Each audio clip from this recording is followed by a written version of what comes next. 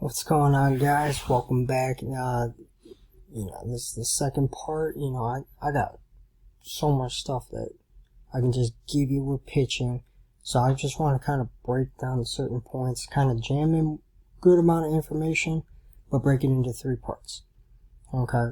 I can maybe offer courses down the road just solely based on pitching. I mean, that's kind of where my first vision was just having a pitching academy. Run pitchers through, teach them how to pitch, teach them the different proper arm cares, focus on just straight pitching for anybody that wants that. So, I mean, that'd actually be a pretty good idea maybe down the road, where I can just break it so I don't have to jam too much into one. But, I mean, this is also a very good way for you to be able to learn as long as you're taking your notes. Okay? First thing I wanted to start off with was glove care. Okay. As you can see, I got my glove all wrapped up, making sure I keep the form in it. Of course, my rubber band falls off as I'm showing that, but you can get these little rubber bands. I got them from Baseball Savings. I mean, they were $4 or $5. Just wrap it right around the glove. I mean, you can always use a belt. Whatever you want to use, you can go out and buy that entire glove kit. I mean, I got the Pro Flare, and they sell like this glove care thing just for Pro Flares. But it was like $80, and I didn't feel like spending $80 on something just to keep the form with the Pro Flare. As you can see, I mean, the Pro Flare, I mean, it's kind of got the fit. It's kind of flared out. Some people like this feel, some people don't. I mean, it's personal preference. I absolutely love it. So either way, just get a softball, stick it right in the middle, wrap it up, and put the rubber band right around it. Okay. Keep the form of all your gloves, and make sure you have glove oil too. Okay, glove oil. Make sure you're rubbing it out because, I mean, the glove and the leather will eventually wear a little bit. I mean, as you can see right there, I mean, that's a little bit wear and tear, but it's smooth right now because I've taken care of my gloves. That glove, I don't know how long I've had it for. A little bit after college I bought it. In my men's leagues, I was due for another glove. So I probably had it for 6-7 years. I mean, it looks brand new. It's absolutely amazing. Plus, the awesome thing about the Pro Flares, I don't know if they're still going for the rate, but they're like $200. It's a great glove. Okay. And other people may ask me, like, how do you break in your glove? Me, I play catch with it. Some people will sit there and be like, hey, I'm gonna stick it in the oven, I'm gonna oil it up, do all that, the shaving cream. I mean, whatever's gonna work for you. It depends on the feel that you want. I mean, I don't like my gloves too flimsy. Okay, I still like a little bit of stiffness in it. I mean, but enough that, I mean, I can still flex my hand. I mean, this glove is still got some good stiffness to it, but I can easily close it up. Okay, that's my preference. Some people like that flimsy feel. I mean, it's your style. It's your personal preference. Do what you want. Okay. Me personally, I just like playing catch with it. And awesome thing about the Pro Flares, they break in pretty easily. I mean, some of the Rawlings gloves out there, I mean, they took a good while to break into your liking. But I mean, they're still really good gloves. I mean, I like Rawlings, I like Wilson, and I do like the Louisville. I specifically like the Pro Flare. Okay. Either way. So let's get back into the academy courses. This is part 2 of pitching. Okay. Today we're going to be covering your time to home. The slide step. I'll demonstrate a little bit. Okay, but I got a few videos that we're going to go over. Since we're not outside and we're doing stuff in home, this stuff you need to practice at practice, okay, or practice out on a field on your own. Maybe with a few guys, or your dad, and you set up a net, and then you simulate it, and then okay, but I'm giving you the tools today. Okay, so it's going to be, you can definitely work this part on your own at home, which would be, you know, definitely getting comfortable from the stretch and using the side step. And I'll also show you that you don't need to use a side step to be quick. Okay. Controlling the run game, you can practice this on your own, but I would definitely suggest using the live ball, having first baseman, okay, because as you're going to see in the video, where they want to put it, you know, with the first baseman to have a chance to get them out. But if you can put it there consistently and you never get them out, guess what? It gets that base runner a little jittery to the point that, you know, they may shut down if they're going to steal off you or not. Okay, the whole purpose is to not have them stealing very easily off of you. And, you know, I'm going to discuss that. I've seen it too much where people are long, they take way too long, and they're slow going to home. That, you know, guys are getting base steals without even having a slide. And then the catcher doesn't even have a chance by the time they get the ball to make a throw. And the key is give your catcher a chance to throw them out. Okay? So PFP, pitcher fielding practice. This is where you're going to need to work it outside, get a couple teammates together. Have your coach go, have a father go, you know, hit the fungos, and then you can practice it. But I'm going to use a video to show you how to do it. Okay, we're going to break that down. I'm also going to, because I don't really think he shows in the video. He shows the shuffle to throw the guy out, you know, from the pitcher when the bunt's down the third baseline. And also, when it's hit right back at you, I mean, you can basically run it over to the base and underhand it, okay? And the reason behind that is you're going to have less chance to overthrow it and commit an error, okay? You can go over, give a nice firm toss. I mean, it's more accurate. It's more high percentage, okay? Also, the in-betweeners, okay? And I'll discuss that when we get to the video. Backing up bases, I'm going to pull up a diagram, just kind of show you where you need to be lining up. Just going to put the arrow right where you need to be. And then we're going to discuss grips, because I'm especially as a pitcher, you get obsessed with how my grip is, okay? And what do I have right here just sitting on my own couch? Yeah, it's a baseball. This is how I figured out all my grips. You know, sometimes I would just sit there and I play with it like, man, I need to get my changeup moving a little bit, so, you know, I'm playing with my changeup, different grips. Got it loose. Do I need it tight? Do I want to do a circle? Do I want to do a 2-seam 3 grip? Okay, and then you kind of sit there and play around with it, and then you're just like, you know what? I'm going to try this out. I'm going to try a little looser of a grip. I'm just going to throw it. Okay, see what it does. And then sometimes you get surprised. You're just like, holy smokes, I just figured out this pitch. And you were sitting on your couch when you figured it out. Okay? And then now you got an effective third pitch, second pitch, fourth pitch, fifth pitch. If you're crazy, you got 8 pitches. I used to be one of them guys. I used to drive my catchers nuts. But then I just simplified the last few years. I only had 3. Okay? So that's what we're going to discuss. All the videos that we're going to go over are going to be in the members area when you click the button for your reference. If you want to review and go over it all in full. For the most part, when we go over the videos, the first video, which is going to be the control and run game, I'm going to pause and then show that. I show a little bit that I feel was excluded out the video, and then PFPs, same thing. Okay, and then we'll pull up the diagram, show you where you need to line up.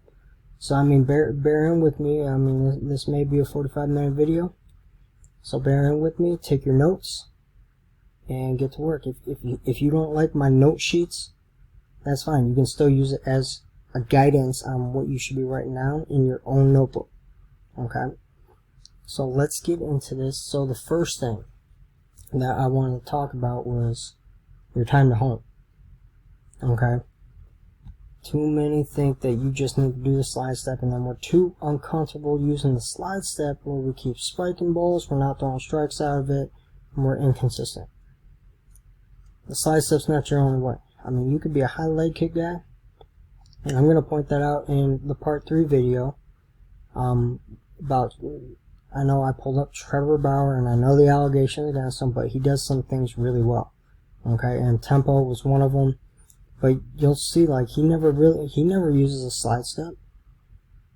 I think that part of the video, I didn't watch it all in full. You know, I was just trying to find a tempo video, but I'm about to see it all in full. I'm gonna stop it. But if I was a Cleveland Indians fan. I am a Cleveland Indians fan. So when he was pitching with the Cleveland Indians, you know, I noticed and picked up, like, he never uses the slide step. Okay, so why is it hard? It's still difficult to steal off him if he's never using a slide step. Because his time to home is 1.3 or lower. Okay, once you start going above 1.3, you're not really good. You're not giving your catcher a chance to make the throw out to second base. Okay. You want to be 1.3 seconds or lower. And this isn't really speeding up your mechanics. I mean, in practice, speed it up.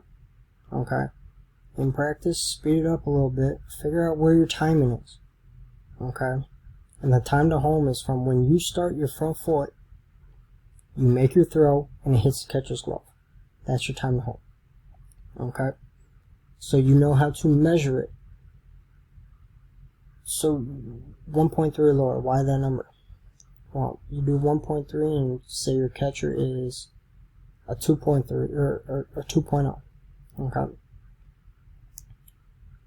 Or 2.2. Well, let's go with 2.2, you know. Let's just go with a little bit of an average for, you know, about a high schooler, okay? Good catchers are going to be below 2, like 1.8, 1.9, 1.7. Those guys are awesome to have, you know, catching you, because, I mean, you just get so comfortable like that, and they're going to throw them out. And, you know, I've had catchers like that. And, I mean, I still give them a chance, because even if I didn't give them a good chance, no matter how good their arm was and their pop time, they weren't going to throw them out. But, you give them even the slightest chance, and they're going to throw them out almost every single time. And, I mean, it's fun. But, so you do 1.3 plus 2.2. That's 3.5. 3.5, I mean, with a leadoff, I mean, your average speed to first is what? Like a 3.9, like 4.1, which is about major league level. So 4 point something. And now with a leadoff, they're getting what? 13-foot leads, roughly 10 to 13 feet, and so now they're only gonna steal 80 feet. They gotta run 80 feet, 75 to 80 feet. Okay, depending on their lead and what kind of jump that they get. So when you start, that's typically, I mean, a really good jump is they're gonna be going off you. Okay. Also, I mean, if you're not mixing your time and mixing your looks, I mean, they're going to figure that out and go off you every single time. So we'll add that into controlling the run game when we get there. So yeah, I mean, you don't need to have the side step, but I mean, you need to be consistent with your time to home. You can't be slower with your time to home. And you don't speed it up either, because then that's when wild pitches are going to occur. That's when you're not going to be throwing strikes. Okay, so the 1.3 is a good gauge for you. Okay, try to get it below that number. Yeah, I mean, try to be 1.0, 1.1. Okay, you got to work on that. Practice, practice, practice. So when you get in a game, you don't speed yourself up, thinking you need to do anything different when a runner gets on. Okay? And then practicing the slide step. I mean, it is super important. Okay, and we'll go over that here in a moment. So now we're going to go into controlling the run game. I mean, it is so important. I gave you this document that our college coach gave us about controlling the run game. Like I said, I mean, have your stuff, save it, put it in a binder. Okay. Virtually, let's just go over the points. The first time a runner reaches first base, pick before delivering a throw to the plate. Okay, let them know that you're thinking about him. You know he's there from the start, because if you don't show that, they're gonna get good read off you. Okay, and then they're gonna start stealing. Okay, you want to prevent that. Get tough, which was our verbal cue to automatically pick over to first. So if the coach called get tough, the pitcher heard that, and then they're picking off.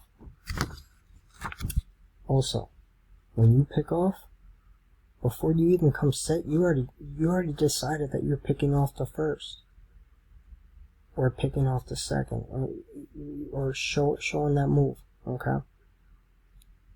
So you can still take your time. If you can do, especially your picks the second, like an inside move, and I'll show you a way to cheat that, because a lot of us will close our hips off too much. Okay, so you kind of open up your toe toward the base to allow your hips to rotate fully through to be able to do your inside move. Okay, so you already got a preset, so you can preset your body as well. Okay, when a runner reaches second base, our first look is when we take the stretch position. So when the runner reaches second base, our first look is when we take the stretch position.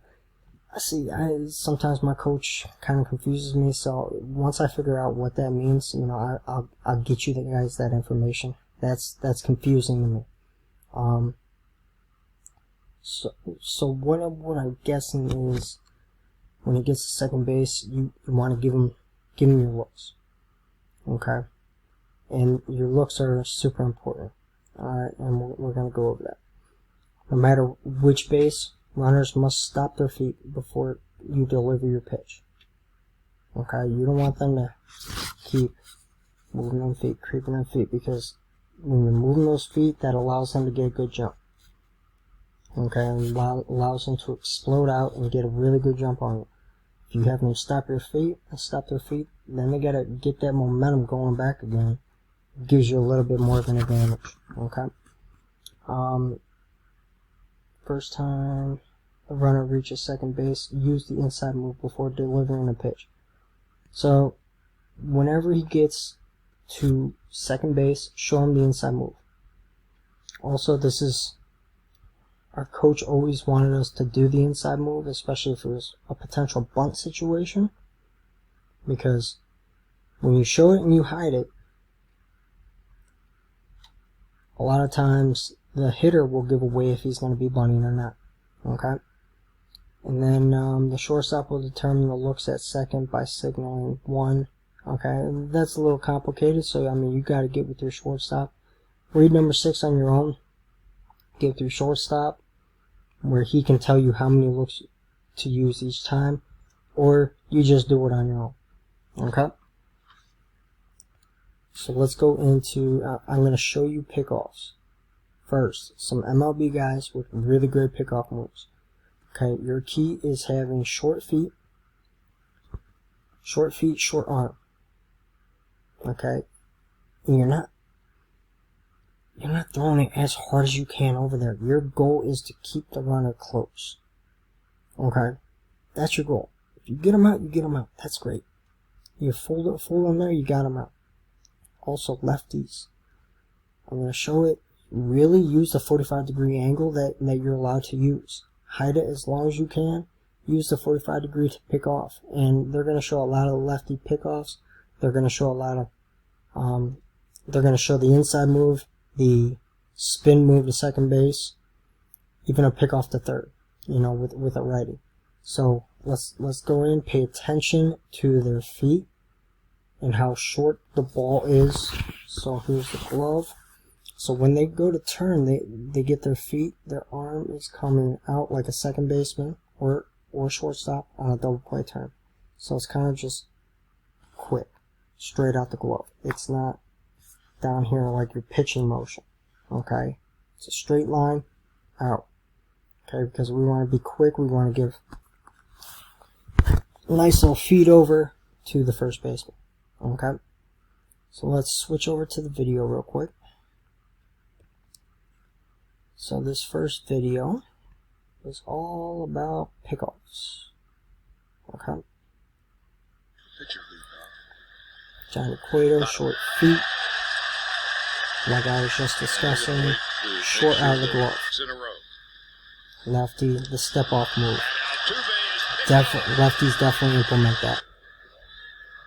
You gotta practice that though. The one thing you want to notice on any pickoff to first base from this video is that it's a little triangle. Okay? Let's go back before. So first baseman, when you set up right here, you see the glove? Okay, so you want to put it right in that triangle area. Okay, down low, so he doesn't have to really go and swipe. It's just right here, boom, right on him. Okay.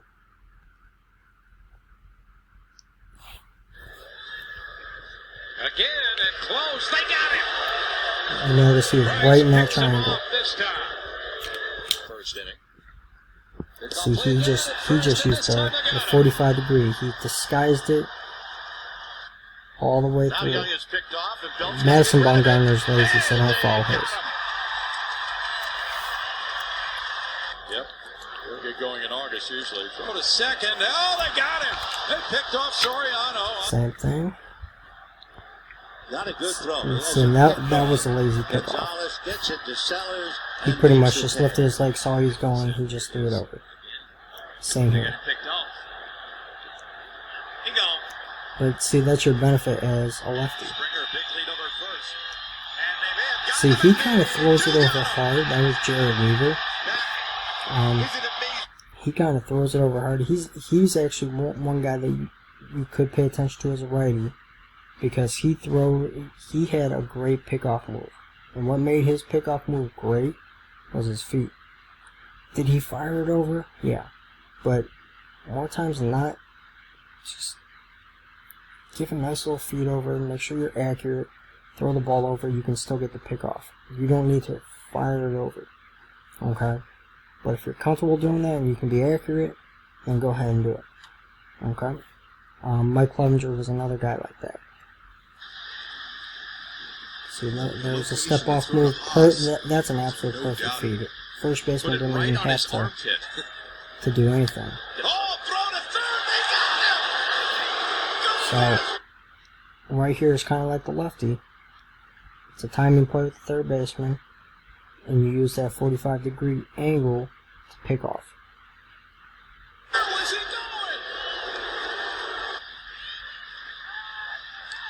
And there's the inside move. One thing I want to add, on your pickoffs to second base, you don't have to throw the ball. The only base that you have to throw the ball is first. Okay? But you got to make sure that front foot right there, so right here, clears the rubber, goes behind it. Okay? If not, then you got to balk. Okay? So please avoid balking. There it is, and how about you, Ed? Thank you, all of it. Pick off. He just saw him go right from the start, and then he just, nice and easy, stay calm. Oh, they got him. He was leading in a snap throw by Pineda, and they picked him off. So that was a good move. When he was in that Padres uniform. Oh, and DJ Upton, or make that Beltman Upton Jr. is picked off. Nathan Eovaldi. 0-2. Got him. Like, that's not even a good move. One of the things Clayton Kershaw needed to work. It scored all 3 of their runs back in the second inning, and only one was third run. And can you believe that? Louis had him leading and gets him.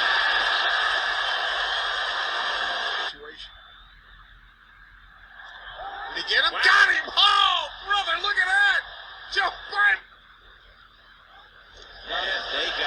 Like, some of these lefties, I wouldn't even suggest fouling. From Washington to Florida. They got the runner picked off.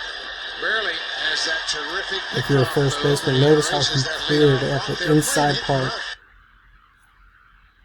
Okay, that was the end of that. So, let me pause real quick so I can set up what I was talking about, you know, your picks at first and clearing the rubber.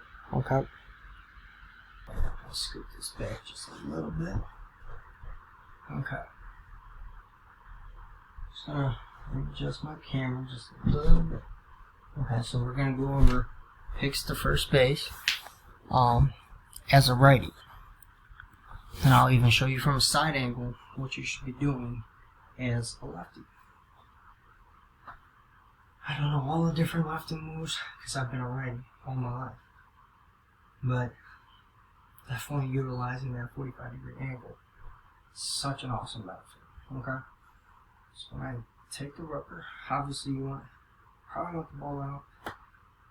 If you don't, right here, the ball needs to stay here. You can't have it here and then come set umpire and let's sketch them out. Okay? I always notice the ball out, making sure here, also your arm can't be dangling. Okay? If you're going to have your arm out, it's got to be stiff, and then here. Okay? So right here, it's all about the feet. Okay? So I'm going to show you the feet. Virtually all you're doing is you're doing like a little, it can be called the jump move. Okay? Okay? Where you're jumping is where your foot's already at. Okay? This creates too long when you jump out. You step over here. Okay? That's a lot of distance. So when you do your move, you want to have it just pretty much turning in the same spot that your foot's already at. And then when you go to turn to make that throw and it comes out the glove, I mean, this is all going to be all in one motion with your feet. So say I'm in the air, okay, I'm in the air, my hands are out, I land, throw. Alright? So right here, all I'm going to do is jump, okay? My foot, I see it right here, I open up a little bit. I may have had a bad throw right here. So my next time, I would need to make sure that I straighten myself out, okay? And when you do that, make sure you bring it out kind of like second baseman, shortstop on a double play turn, quick.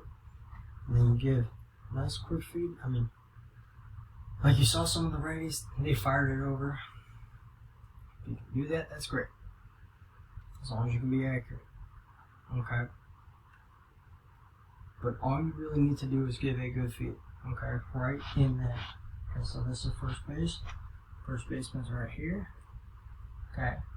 Give it to him right in this zone. Because most of your first basemen are either going to be, you may have a good amount of lefties, which makes it easy. Bam, bam. But righties have to come over here. Well, even if they're lefty, then they got to bring it back over here. Okay? You want to give it to them in this range right here. So that's your pickoff there. One that I like to do because you don't have to fully come set is once the glove taps, boom, fire it over. Okay? You could even get them right here, boom, without even having to come set. Personally, I don't like the step back move. I mean, it can be useful every now and then to play with them. Sometimes when you come set, you make your timing. Boom, show it to him. Alright? So, lefties, I'm going to show it to you from the right side since I'm ready. You want to hide it. Okay, just imagine I'm facing first base on the left. Okay, when you lift that leg, I'm trying to balance off my bad name here. Okay, here, and then boom.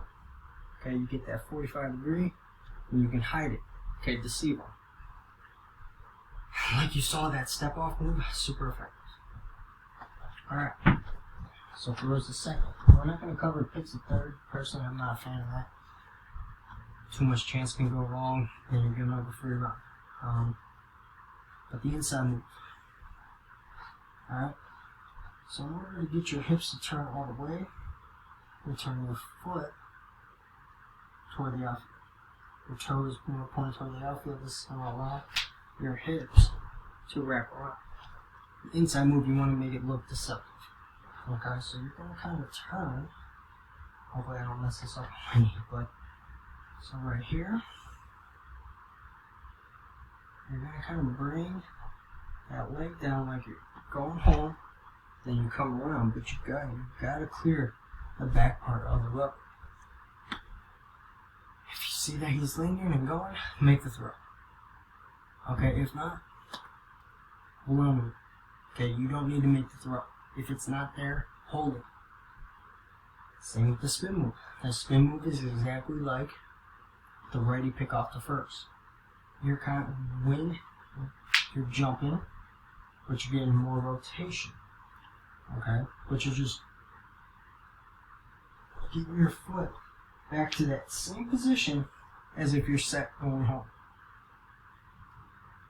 Okay, too many young guys, when we do it, the foot comes back here to be able to fire. That takes too much time. Okay, kind of like some of the pickoff moves that you saw. Implement that. Okay, so spin move here. Boom. Okay, fire it to the shortstop or the second baseman on the shortstop side back. Okay, give him a nice speed, easy.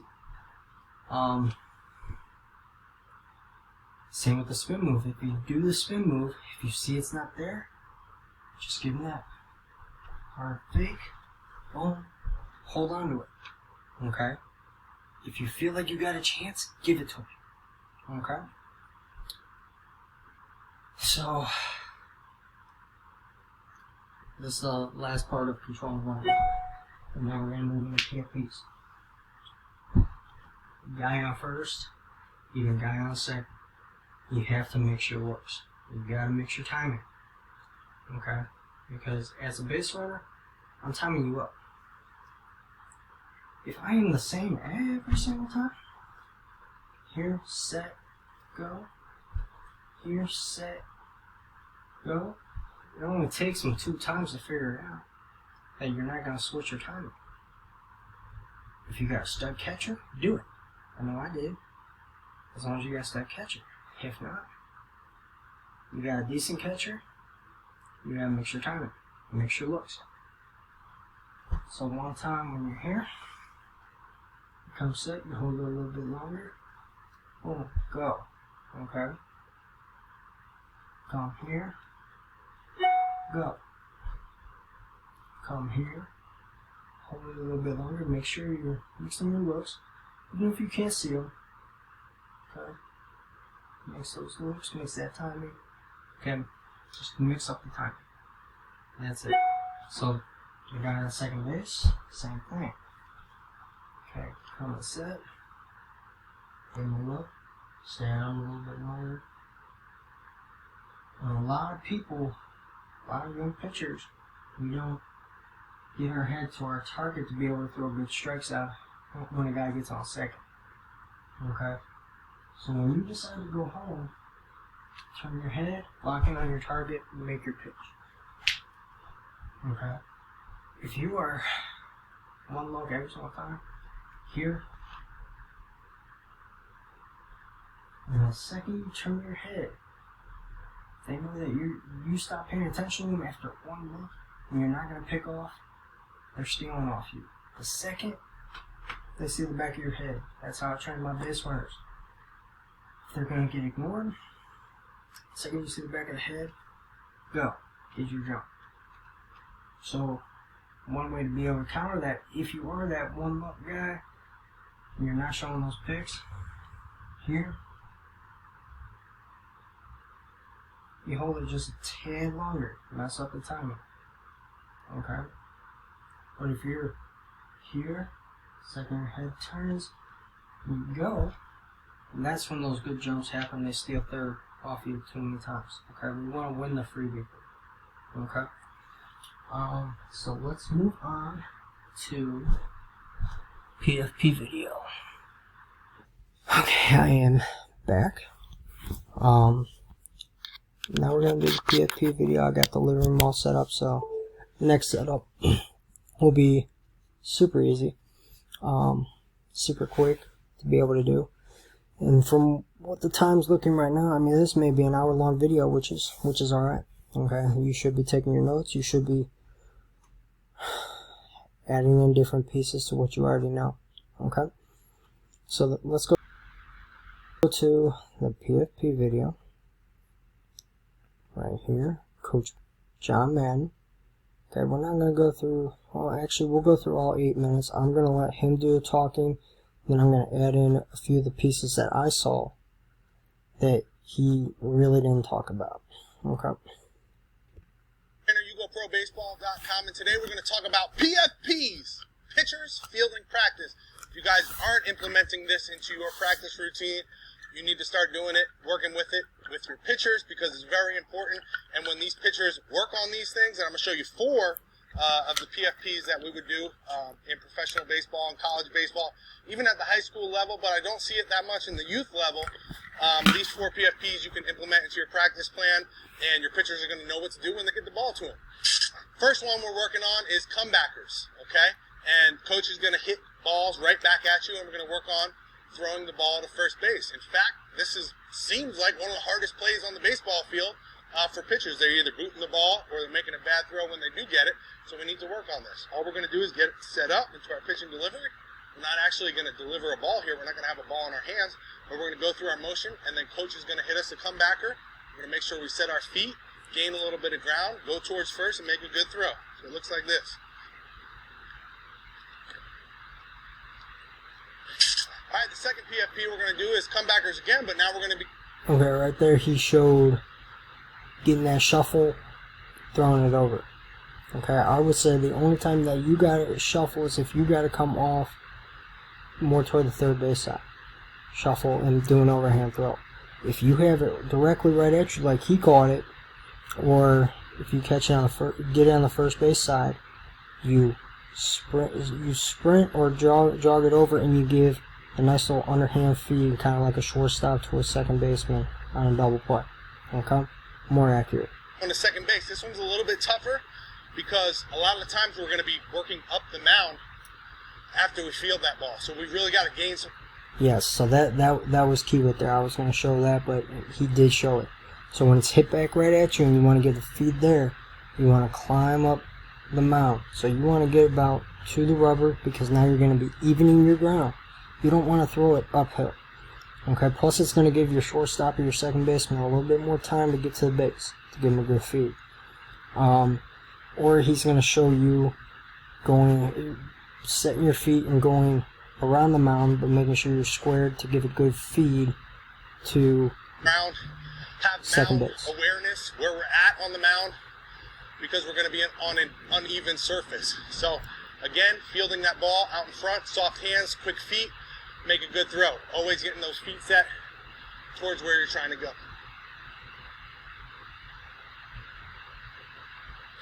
So 3 things you also want to think about when you're doing these PFPs, the second base.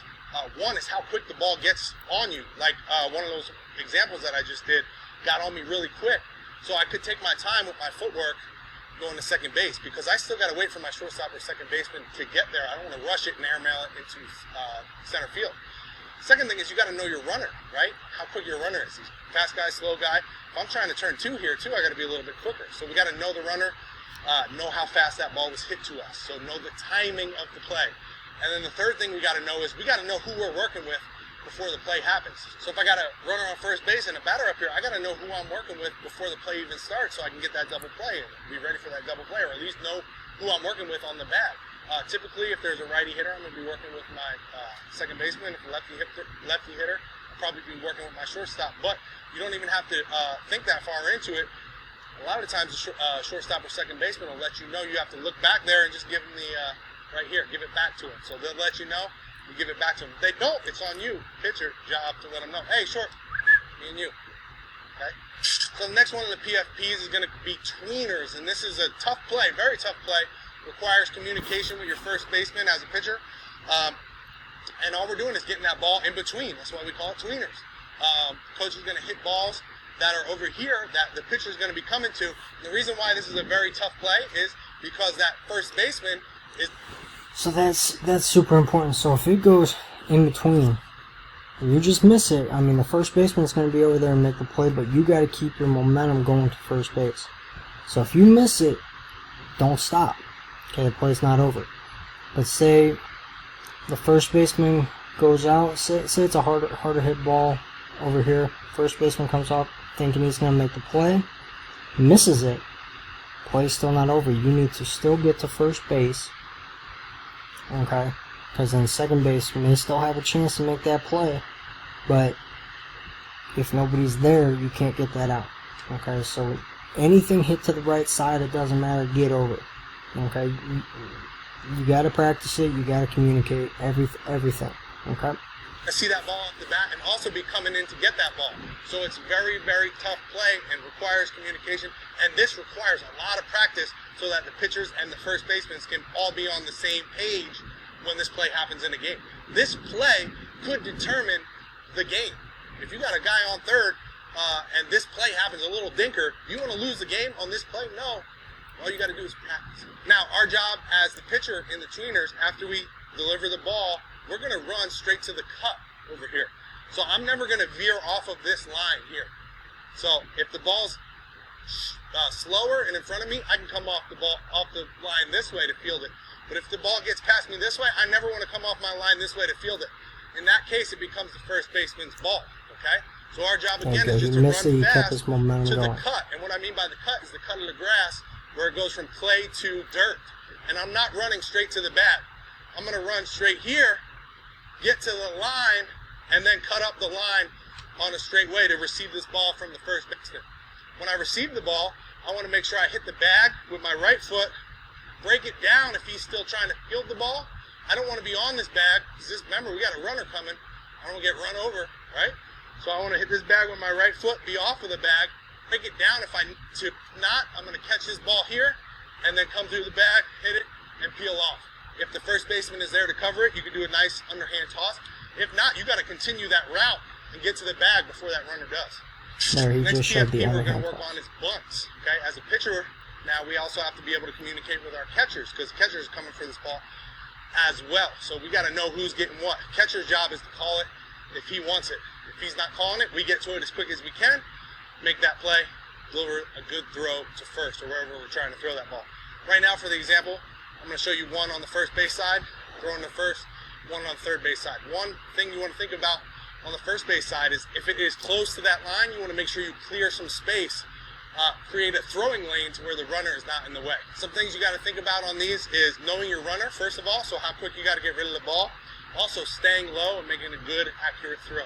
One thing for the bunts down the third base line is you want to make sure you get around them and set your feet going this way, fielding the ball just inside of your back foot so you can get that momentum going towards first. Now on a play like this, when your catcher calls you off, you want to make sure that you peel off the correct way. Like if there was a guy on second there, I wouldn't want to peel off this way because he might be making that throw to third. I know that.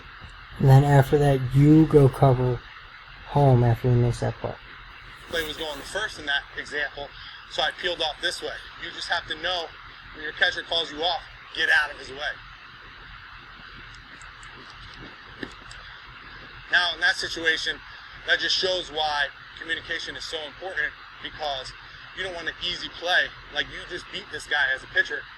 If it wasn't a bunt, if it was a swinging bunt, you just beat this guy. But he's on first base now because we weren't communicating correctly. PFPs, or pitcher's fielding practice, is just so important, and you have to implement it into your practice routine because some of these even though they seem like very basic plays, they can have big results at big moments and cost you games. So if you understand this and you understand what you're supposed to be doing in these situations and you practice it over and over again, when it comes game time, you're just going to be able to react and do it. And that's the whole point of PFPs, and that's why you need to practice them over and over again and implement them into your practice routine. Now, also, one other thing I want to touch on as a pitcher, which was a huge game changer for me, is a lot of these plays, when I would field them, I wasn't used to. You just pitched a ball as fast as you could to home plate. Now you've got to change from a pitcher to a fielder and make a good throw to first or wherever you're throwing that ball. And one thing that was very hard for me a long time, all the way through college even, was to make that transition from a pitcher to a thrower. And I would airmail a lot of balls. And the reason why is it was a mental thing. I would come up to that ball, I'd get it, and there was something inside of me that just said, and I couldn't make that throw. I would freeze up, I'd airmail it, or lollipop it, the guy would be safe, whatever it is. That's probably because it came up instead of staying low. A lot of times with a lot of players, not only young guys, but through high school, college, and even in professional baseball, you'll see it sometimes. What I did was I made a decision my senior year of college to not ever feel that way again. And once I decided that I never wanted to feel that way again, and that I was going to go at every single play with 100% conviction and belief in myself, it stopped. And I was able to make those balls, field them cleanly, and make good, accurate throws. So you have to tell yourself that you're going to attack those balls with full conviction, full belief, grab those balls, turn, set your feet, and make a good throw. Just have that full belief in yourself that you can do it, and you can make the play.